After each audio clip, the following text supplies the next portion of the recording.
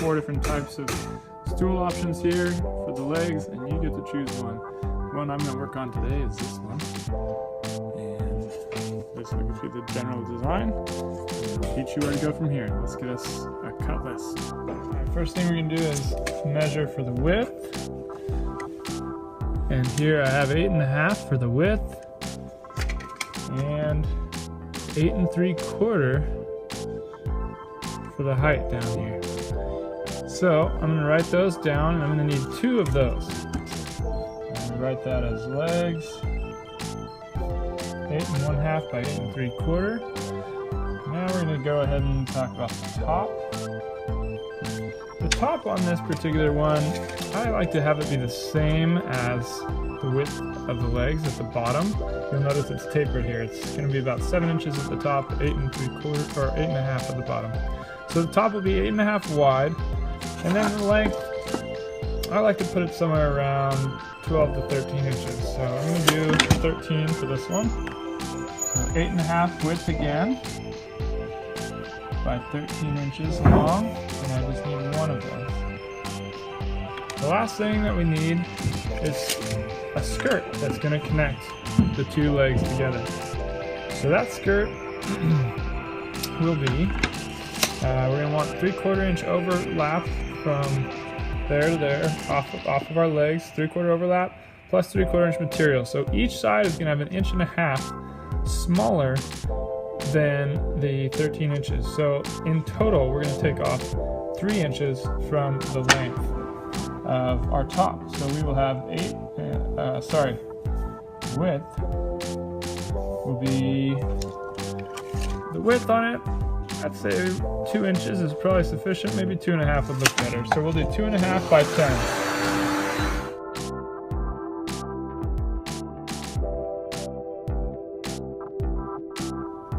So there you have it. We have our legs 8.5 wide by 8 3/4 long.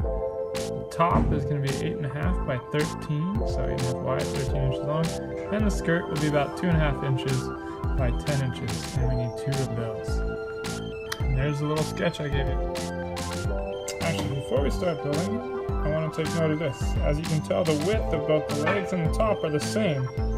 So what I'm going to do is I'm going to add up the 8 3/4, the 2 of those, plus the 13, 1 of those, and I'm going to get a full number length so that I can cut the legs and the top out of the same material. So 8 3/4 plus 8 3/4 is 17.5 plus 13, so then that's 30.5. But we also have to take into account that we have soccer, so let's make sure to do a little extra. So I'm going to cut my board to 31 inches, and then we should have enough material.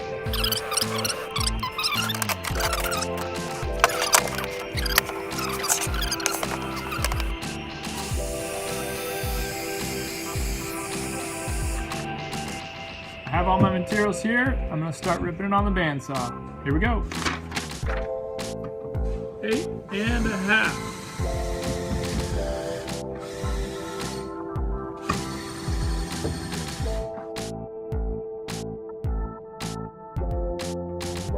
Okay, now we're back at the track saw, crosscut saw, and we're going to be cutting the legs to length and the top to length. So I'm going to start with the top because it's the longer cut in case I screw it up, and then it can become a leg.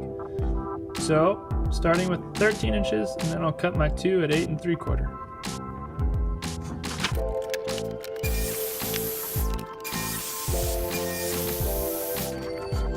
So 13 inches, 2 legs, 8 3/4.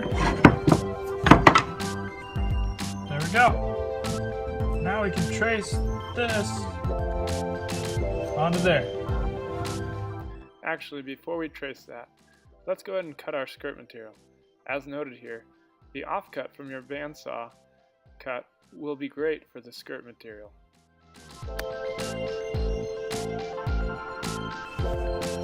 Alright you guys, time for me to show you a little trick. So, these are angle cuts here. They're not going to be done on the bandsaw. Some of you guys might think I'll go over the bandsaw and freehand it. Now that's one idea. However, this thing cuts really straight lines. So what I'm going to do is line up the plastic here, right on that line, and that'll give us a nice straight cut.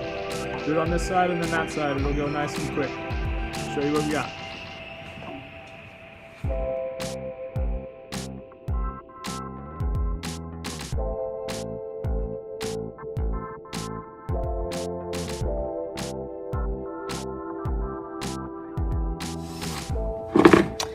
Alright, so here we are now at the scroll saw, which is the best way to cut this shape out. I'll show you how that's done in fast motion. Don't forget your safety equipment.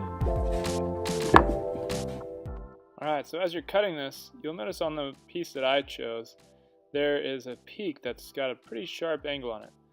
What's best to do is to cut the majority of the material out with a soft curve and then come back and do that nice sharp looking peak. That's what I found to be the most helpful. Hope that works for you. Alright everybody, so we have our two skirt pieces, nice and milled up. They still do have some rough edges, so we're going to take care of those with the jack plane and the sander. And we have our two legs, alright, and again, spindle sander for the inside here. We'll be hitting that. And we have our top. So the things that we need to do, sanding is number one on all those things. But also, if you want to put any kind of detail on the top of your seat, now would be the time. And for the detail on this, I'm going to go ahead and use the router table and put a chamfer on it. Some might choose a round over, some might even put an OG on there, I don't know. But I'm going to go ahead and do the chamfer on this. I'll show you that on the router table real quick. And then the next thing I'll show you is how to put Kreg jig screws into your skirt pieces so that they can both line up into the legs, because they'll be coming into the legs, something like that. And so we're going to want to pocket screw the back side into there, and then we're also going to be pocket screwing up into the top. So we'll need to have pocket screws going up, 1, 2 that way, and 2 this way. So I'll show you that next. Alright, here we are at the Kreg jig. What I'm going to do is I'm going to make sure on this piece, I want to stay away from this knot with any screws because it could break out. So I'm going to actually have this on the face and this on the back side, which is a nice clean surface. So you're going to want to put whatever is going to go to the inside of your table down on the table of the Kreg jig. So for the end ones, you're going to want to go to about 1.25 inches. If you have 2.5 inch wide pieces, that's centered there. So I'm going to go ahead and do that. 1.25 inches, you'll see is there. If you get to the Kreg jig, go ahead and ask Mr. Coop or whoever your teacher is for some help getting it set up, making sure that it's all dialed in right, because you could be drilling too deep. Could be not drilling deep enough. There's a lot of things that could happen if this fence isn't set right, the depth of the drill bit's not set right, or the clamp mechanism not set right. So just check in if you have any questions. So I'm going to go ahead and drill these two.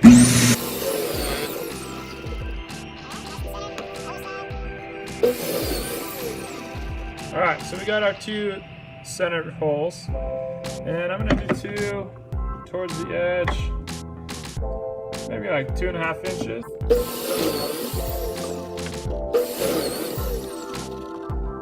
So all in all, your piece will look kind of like Swiss cheese. However, it's going to be a lot of support with mechanical fasteners, and you'll also apply glue to make sure that it works well.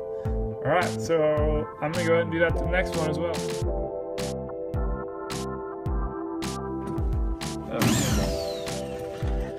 So now I'm going to take my top and I'm going to run it to the router table. We want to make sure to do the end grain first and then go to the edges. So here we go.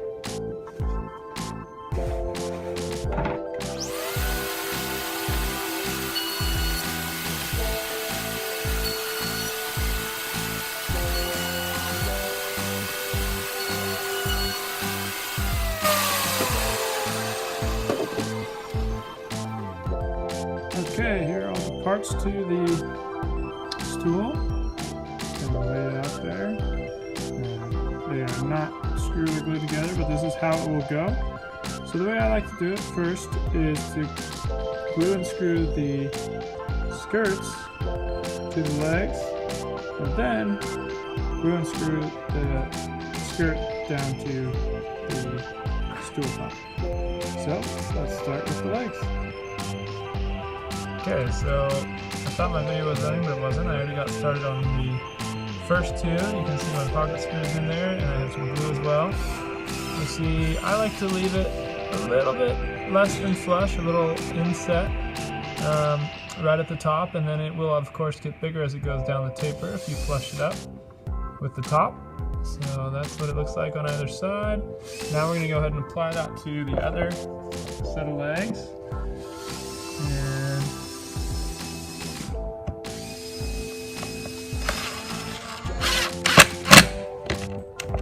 the critical thing is that you make sure it's all flush along the top.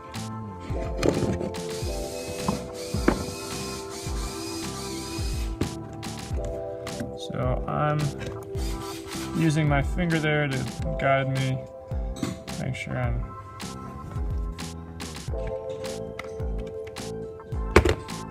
so I just feel there that's flush.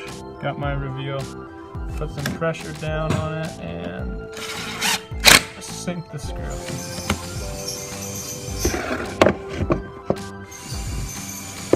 Alright, so there's the basic concept.